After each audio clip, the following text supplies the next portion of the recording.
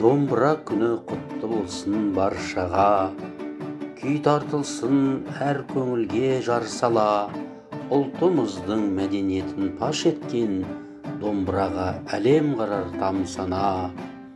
Ұлтымыздың салт санасы, өмірі, домбыраның қоңыр үнді күмбірі, ата-баба мұрасына ие боп жалғастырды жас ұрпақтың дүлдүлі.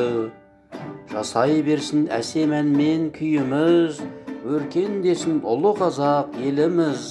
Домбыраның күмбірімен астасқан, ашық болсын аспанымыз, күніміз.